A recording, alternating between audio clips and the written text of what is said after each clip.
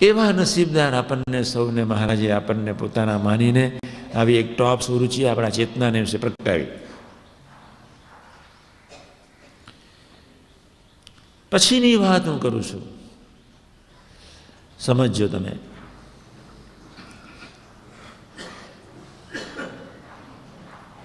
બે પાંચ વચના તો જે હું કાયમ કહું છું, પ્રથમ 16, 18,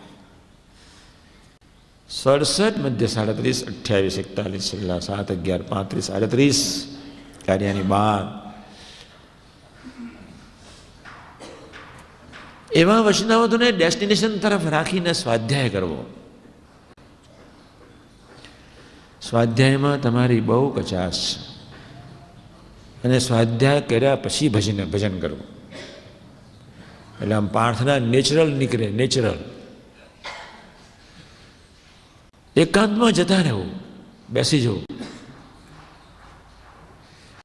સાથી આત્મીયતા એક યુદ્ધ છે, અને એ યુદ્ધમાં આપણે મનબુદ્ધિને સાથ આપ્યા સિવાય અપ્રતિમ શ્રદ્ધા અને વિશ્વાસ ગુરુ હરિ અને ગુણાતીત પુરુષોના ચરણારવિંદમાં મૂકી ભગવાન સ્વામિનારાયણને પર્વતભાઈ પ્રાર્થના કરી, મહારાજ અમારા ઘરમાંથી તમને કોઈ અનાજ નહીં આપે. મહારાજ હસ્યા. અગ્નિયોતેરો કાળ હતો, જેટલો બાજરો હતો તેટલો જ મહારાજે કહ્યું કે માથાનથી કાગળ લખ્યો, તમારા ઘરમાં જેટલો બાજરો હોય તેમાંથી એક જ મણ રાખીને બાકીનો બધો બાજરો. છોકરાઓ હતા 2-5, એના ઘરવાળી બધાએ કોઈ સાથ નહીં આપ્યો.